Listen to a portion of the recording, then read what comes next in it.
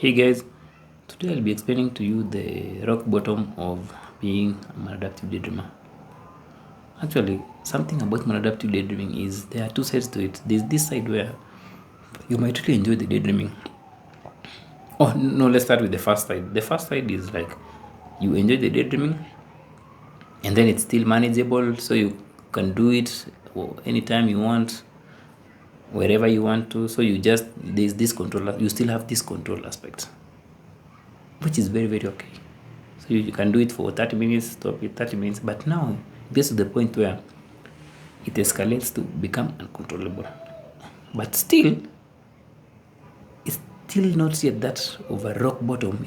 Because it's uncontrollable, but you still experience this positive vibe in the daydream. Like you still have control of the daydream you are daydreaming about.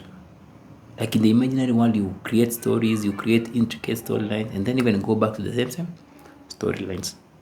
So yes, your real life is not doing good at this point, but your daydream world is doing good, and you just keep doing it. So your real life is not doing good, but your daydream is doing good. So you don't really feel you don't even feel this urge to stop the daydreaming, because you feel that without this daydreaming you cannot survive, or without this daydreaming is the actual thing, is the actual place where you have friends, you have work, you have connections, you have control, or is this safe haven for you, or is this place which provides you a temporary relief from all those mundane stuff in life, or all those stresses in life. So it's still a safe haven. So even if someone tries to convince you that, hey, this thing will hurt you later, you will not listen, because you feel that no, this is the thing which is keeping you safe. Yeah, which is understandable. It's keeping you safe from the loneliness, from the anxiety, from the stresses of real life, even if it's becoming more uncontrollable. But now the rock bottom now is this point where it becomes uncontrollable, to the point where you cannot even control the contents of your daydream. That's how it starts.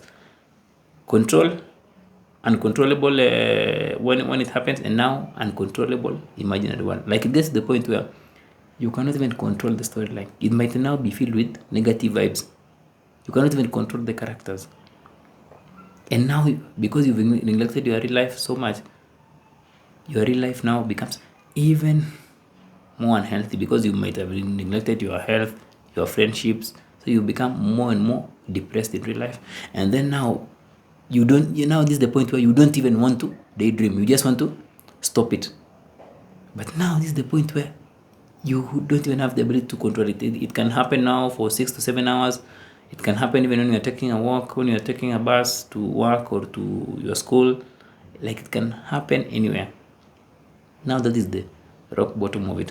Like you cannot control the daydreaming. You cannot control the contents of the daydreaming, or what's happening in the imaginary world. And you cannot also control real life.